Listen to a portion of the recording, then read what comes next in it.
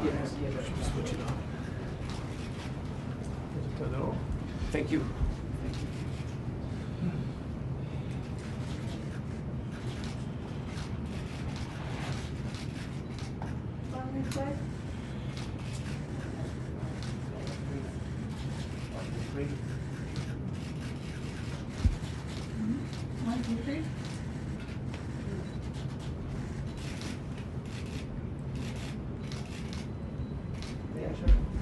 Well, I just want to thank my fellow ministers here, Richard and Shin and Gibo.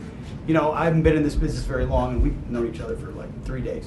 But you get to know people quickly, and you get to know who they are and what they're about and their core. And these are 3 strong, good gentlemen who represent their countries, friends in the United States, incredibly well. And it's a privilege to work with them, both in public and behind closed doors. They're the same folks. We share the same values. We want the same outcomes: peace, stability, prosperity for our people and in this region. And so it's important for all of us to make sure that while we're here, while we're at this gathering, that we get a chance to compare notes and continue to work even more together on critical issues. So thank you, gentlemen. Thank you for being fantastic. All right. Well, look, this group of countries has now met on a number of occasions, and as 4 nations, we very much share values.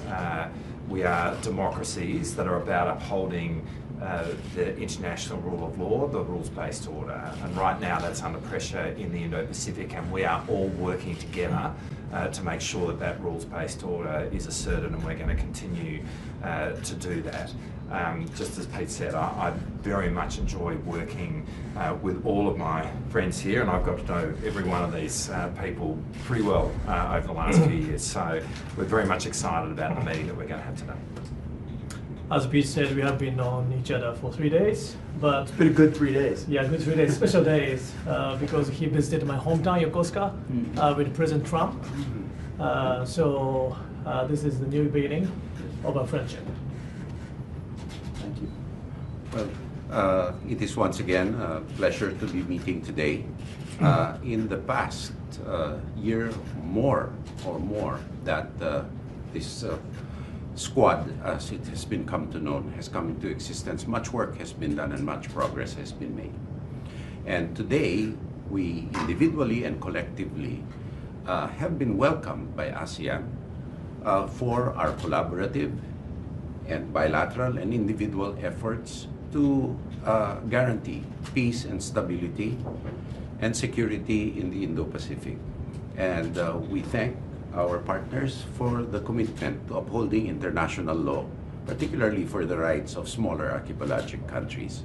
We look forward to more productive engagements in this meeting and in the coming year. And hats off to all of the men, women, and civilian employees of all our defense establishments and armed forces for the fantastic work done. Take a question or two. Mr. Secretary, on Venezuela, is the administration considering strikes inside Venezuela? I appreciate the question, but of course we would not share any amount of operational details of what may or may not happen. On the government shutdown, the $130 million donation to pay troops, has that gone under an ethics review to determine whether there's a conflict of interest? We are very grateful for generous Americans who would be willing to ensure that U.S. troops are paid, and we're thankful to President Trump and Vice President Vance and everyone, Russ Vought and others who made sure, and our department, that made sure that no matter what's happening, the troops are getting paid. That's a priority of President Trump. It's happening.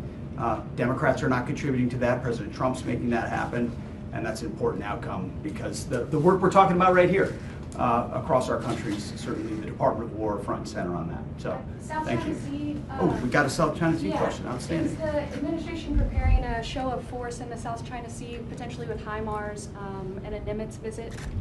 Admiral Paparo and I are in close coordination at all times, ensuring we've got capabilities where we need them when we need them, but those specific reports are not in keeping with what's happening right now. We're always prepared for eventualities and what may or may not happen to ensure we're strongly postured. And working with our partners in the Philippines, I think that's what you're referring to, mostly.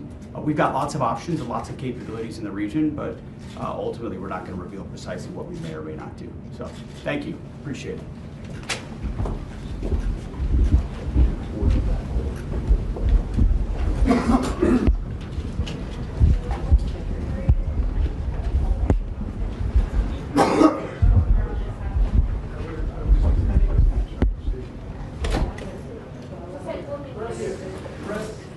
Question?